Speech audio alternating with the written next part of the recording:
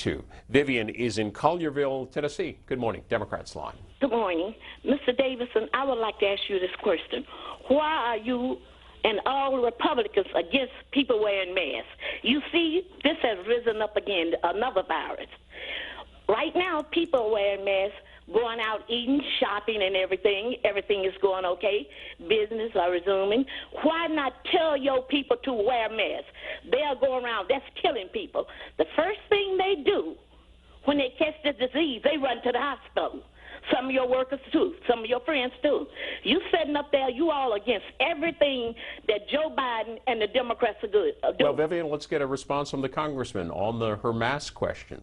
Well, Republicans, I don't know a single Republican that objects to you wearing a mask.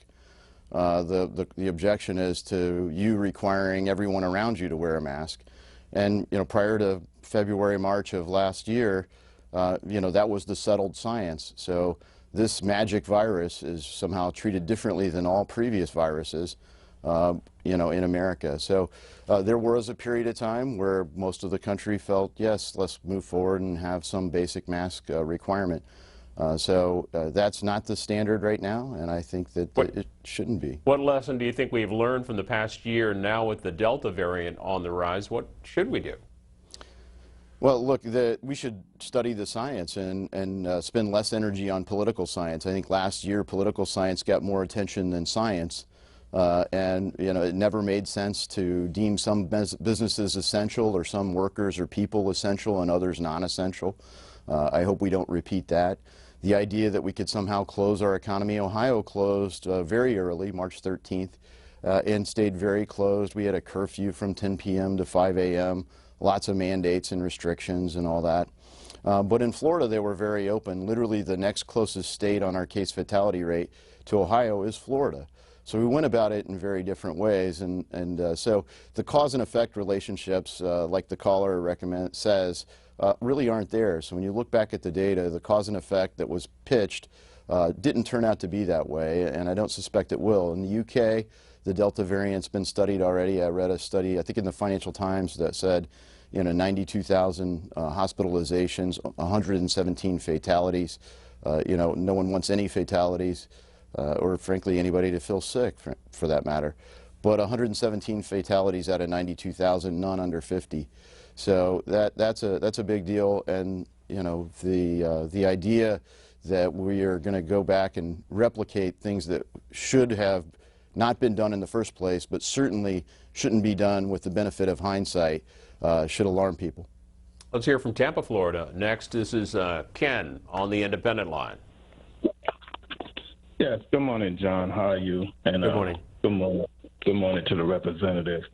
First off, John, I'm a veteran, and I'm trying to get my question in so that after I get through, I'm like, oh, I should ask that. But anyway, Representative, I noticed that this, and I want this from your heart and not from some political correct situation, how you think things should be answered because you're on TV. But I just want to know, when it comes to this, to whatever you want to call it, non-insurrection or whatever, what is your true heart feeling if these people who stormed the Capitol, if they were black or brown people? I'm wondering what will be your stance. And the second question is, if those people that stormed the Capitol were let's say Black Lives Matter or Antifa, what would be your stance on the committee as far as representing and finding out what happened? Yeah, I think that it would be the same as right now. I'm fine with a committee. It just can't be partisan where all the conclusions are already drawn. It should be objective, and frankly, this should have been done by the end of January.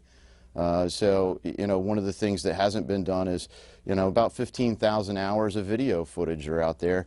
Not only is it not provided to members of Congress or the people, it's not even being provided to the people charged with crimes. They're using the video evidence to say, hey, we've got images of you at the Capitol doing this, that, and the other thing, and kind of like totalitarian regimes, the evidence isn't being supplied to the people charged with crimes. So, you know, I favor an objective investigation where exculpatory evidence, things that might show guilt or innocence, are provided not just to the prosecution but to the defendants. And I'm definitely opposed to holding people who came in solitary confinement. I would be opposed to that no matter the race, color, or creed of the people who came to the Capitol to do what was done on January 6th. And so, yes, there were criminal acts that day, and I'm for prosecuting those, just like I was for prosecuting the criminal acts for numerous other protests that crossed the line this past year. And as far as crossing the line on protests go, many went much further across the line than this did. It got a lot of attention, which is due because it was the nation's capital, but it's also wrong to burn down your neighbor's business or to try to set fire repeatedly to a federal courthouse. So all these things are property. People's lives and property should be defended. The nation's capital should be defended. And it really wasn't defended very well, even though there was plenty of advance warning that it should have been defended better. So that should be part of the scope of the investigation as well. This is David calling from Ridgeland, South Carolina, Republican line.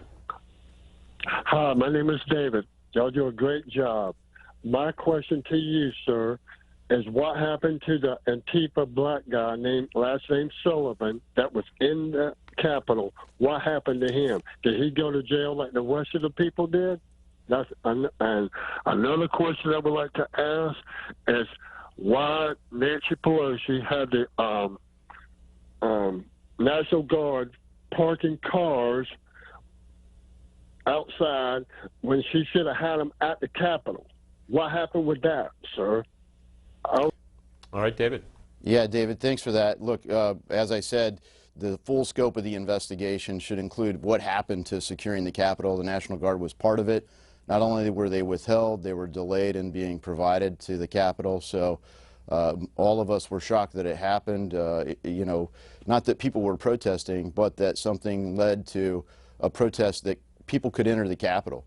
I had full confidence that the Capitol Police would have the situation at hand. And then when the breach did happen, I had a lot of confidence that it would be dealt with very swiftly. It took a lot longer than it should have. We've had some briefings about that, but we haven't had a full investigation, and some levels of that should stay private for security purposes, but a certain amount of it should definitely be aired publicly so that it doesn't happen again. And lastly, I don't know the situation for this specific person you referenced. I remember seeing news about it, and I believe a CNN journalist you know, was accompanying him as well. So there were people that planned to do some of the things that did happen, and they weren't all there because they support Donald Trump.